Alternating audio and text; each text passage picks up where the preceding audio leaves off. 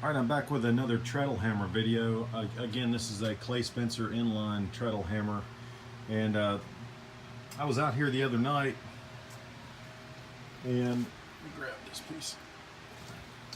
I was flattening out this small piece of wrought iron that I'm going to use for a knife guard. So I was using this treadle hammer to smash this flat while it was hot, and so I gave it a really good whack, and this spring down here snapped. You can see this spring used to be on the bottom, captured, and this is just a piece of pipe that is secured to the treadle, and all the bottom of the springs are secured to that pipe using about 3 rings bent out. And this is just a standard garage door return spring that's been cut in half.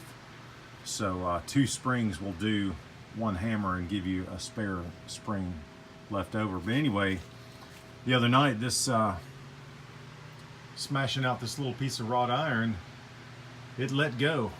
The spring broke and the top ram slammed down and came to rest there. I'm glad I didn't have any fingers or anything in the way, so I had to go find a replacement.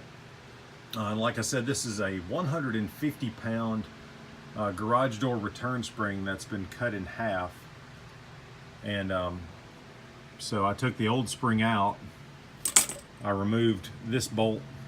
I left the other side bolted in, but I removed this bolt and I pulled this pivot. I pivoted the pipe this way so I could take the old spring, push it down and get it out. And then I took the new return spring, cut it in half, and then used a torch to soften this end of the spring up. And then I bent up, well actually I bent this end here. I bent 3 rings out, and I made sure not to quench or cool it too quickly so that it would retain a softness. And then I brought this new spring over here, pushed this pipe down out of the way, captured that end, swung it up to the top, and reconnected it here. It didn't take a whole lot of effort.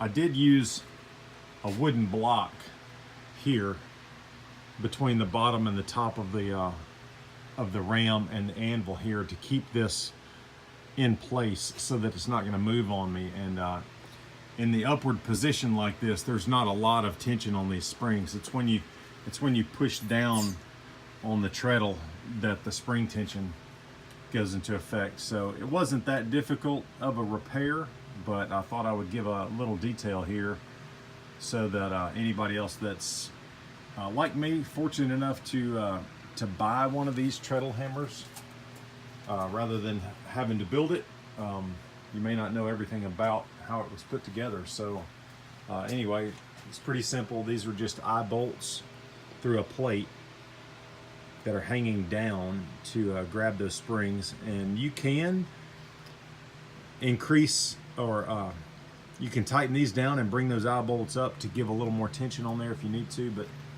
3 springs is plenty of tension, and it raises this 90-pound solid bar all the way back up on its own. So if I just take my foot off the treadle, it raises it back up. But we are back in business. So I thought I would just share this quick video in case anybody else has a spring break on them.